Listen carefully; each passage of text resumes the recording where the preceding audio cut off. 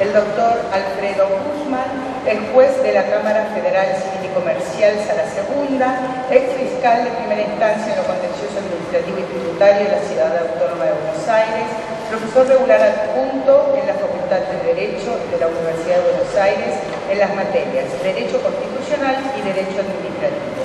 Todos esos cargos en la judicatura y en la docencia pública los obtuvo por concursos públicos.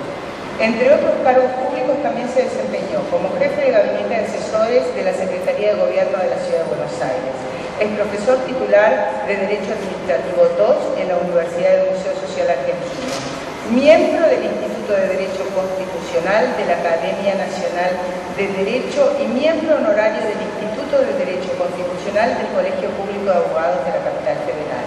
Autor de numerosas publicaciones sobre derecho administrativo constitucional y sobre el funcionamiento del sistema judicial. Bienvenido, doctor. Gracias. Bueno, vamos a dar inicio a esta charla con una breve exposición del doctor Guzmán. Guzmán, adelante. Gracias, buenas tardes. En primer lugar, les agradezco a la Unión de Mediadores Prejudiciales haberme invitado a participar de este evento. Realmente muchas de las leyes que se sancionaron durante la década del 90 me merecen críticas, han provocado algunos retrocesos sociales, varias de ellas han sido modificadas en los últimos tiempos, pero con la misma objetividad tengo que reconocer que me parece un logro la incorporación de un sistema de mediación judicial obligatoria, sancionada para la misma época a partir de la Ley 24.573. El Bicentenario nos encuentra con un sistema de mediación judicial previa ya consolidado en nuestras prácticas procesales a partir de la definitiva incorporación por medio de la Ley 26.589 sancionada durante mayo pasado. Las estadísticas que todos conocemos, a las que se refería también Sergio Abrevaya durante la inauguración de este evento el día de ayer y que fácilmente podemos ubicar en internet, nos arrojan un significativo número de causas que son solucionadas sin necesidad de acudir a los tribunales. En lo personal recuerdo el año 1996, cuando se ponía en práctica el sistema. En esa época ejercía la noble profesión abogadil antes de mi ingreso a la magistratura y recuerdo las reservas que provocaba en los colegas el nuevo sistema. Tengo fresco en mis retinas las filas que se formaban en las oficinas de asignación de causas de los distintos fueros involucrados los días previos del sistema de mediación obligatorio para intentar sortear lo que por ese entonces se divisaba como un mero escollo. Nunca compartí ese resquemor.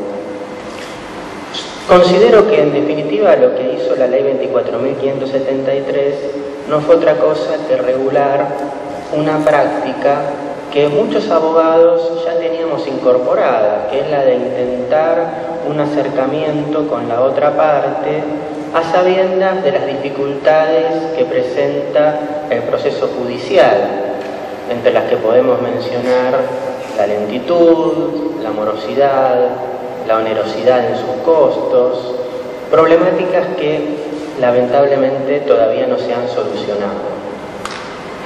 Creo que el modesto aporte que puedo brindar a este prestigioso panel es comentar algunas peculiaridades que se han presentado con relación a la inclusión de la mediación obligatoria en el fuero que integro, que es el Civil y Comercial Federal.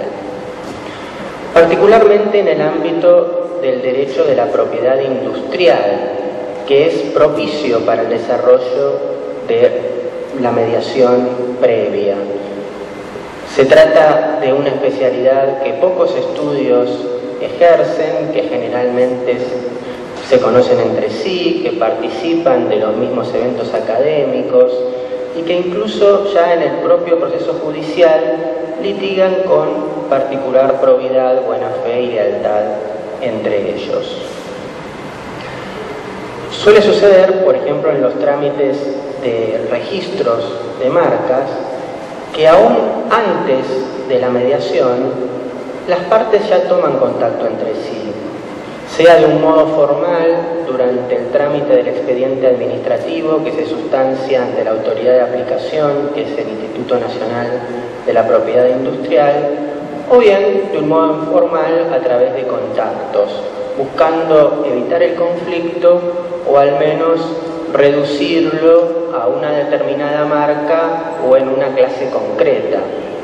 Lo que suele pasar es que se presentan distintas oposiciones en varias marcas o en distintas clases del nomenclador y luego de contactos entre las partes, si no se soluciona el conflicto, lo que sí sucede con mucha frecuencia es que se lo circunscribe a una marca puntual o en el alcance de una determinada clase. Es decir, que solo se judicializa aquel conflicto que presenta aristas ciertamente complejas y que para su resolución es necesario del aporte de alguna actividad probatoria. Es muy importante la mediación, sobre todo en un aspecto especial que es el del régimen de patentes de invención, las reguladas en la ley 24.481. Ocurre que según el artículo 35 de esta ley, la concesión del derecho a patente se otorga por un plazo improrrogable de 20 años computados a partir de la solicitud de la patente.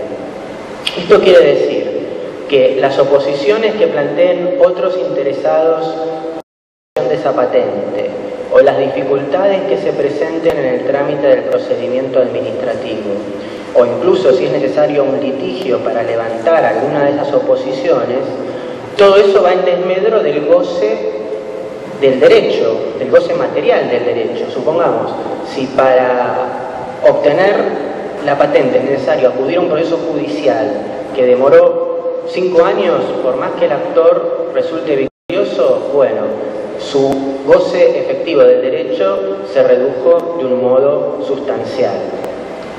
Incluso no es infrecuente que suceda, de hecho me tocó atravesar hace un par de meses, durante septiembre, cuando llega un expediente vinculado a una patente de invención para que emita el segundo voto según el orden de sorteo, y para la fecha ya habían transcurrido los 20 años.